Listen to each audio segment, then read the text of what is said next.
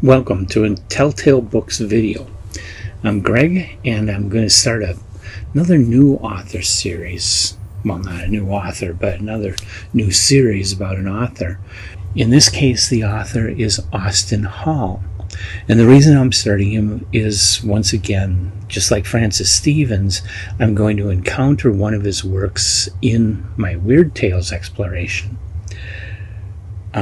But it's a fairly late work by him, so I want to cover his other work because he is a fairly important early author of science fiction, fantasy, weird fiction, and he didn't write much. He only published 7 works, one of them being very famous, I feel, The Blind Spot, which he wrote with Homer Eon Flint. And so I'm going to go back to the beginning and cover everything I can get my hands on by Austin Hall. Now, Austin Hall was born on July 27, 1880, and he died on July 29, 1933. And he was born in Santa Clara, California. His first published story anyway, is titled Almost Immortal, and it was published in All Story Weekly for October 7th, 1916, and it's a novelette-length work. Now, in Almost Immortal, the situation is you have, once again, I forgot to write down names, so I can't remember any of the names in the story.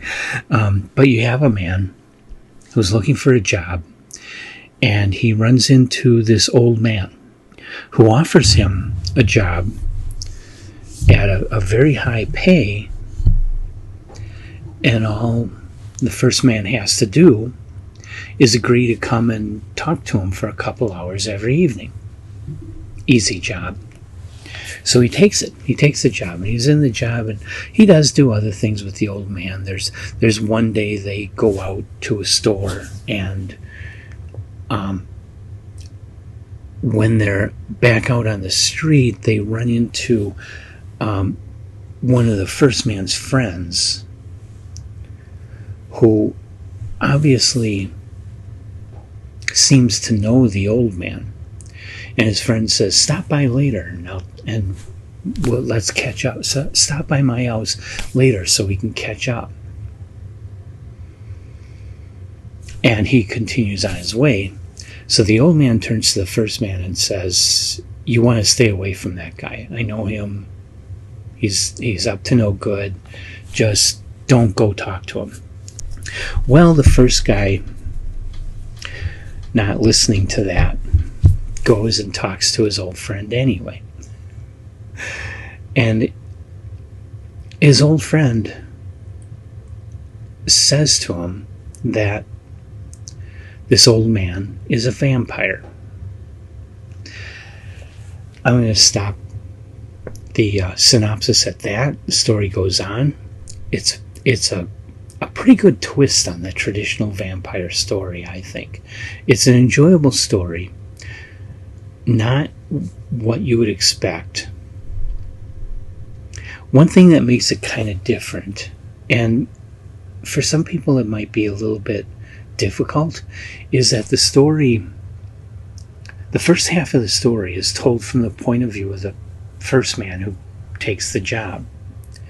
And then at the middle of the story, it switches to that guy's friend and tells the rest of the story from his friend's point of view. And I wasn't expecting that, and it kind of caught me off guard and was a little bit jarring and a little bit confusing, but not for very long. Overall, the story is very well done. I don't think it feels dated at all. It doesn't have purple prose or anything really hard to understand, and it doesn't feel, I mean, it's an old story. There's nothing about it that makes it difficult to read. At least not in my estimation. So it's a very good story, and I do recommend this one. It's not a top tale, but it is good. Now, where to find it? A little difficult to find. To the best of my knowledge, it's not in a book. You know, there's no collection of Austin Hall's short stories that you can buy that's in print or anything. Might be able to find it as an ebook, but otherwise it's in the 1916 All Story Weekly, which would be difficult to find, and I'm not aware of any PDFs of All Story Weekly, but it did appear in 1939 in Fantastic Novels magazine, complete with a beautiful Virgil Finlay illustration, and that is available as a PDF online. And that's how I read it, is I found the PDF and read it. Have you read Almost Immortal? If you have, leave your comments. I want to hear them. Otherwise, I am going to continue exploring the work of Austin Hall with his second story, The Rebel Soul. That'll be coming up in the near future. I hope you'll join me for that. And until then, hit the like button, hit the subscribe button, and join us for all the other videos that we do here on Telltale Books.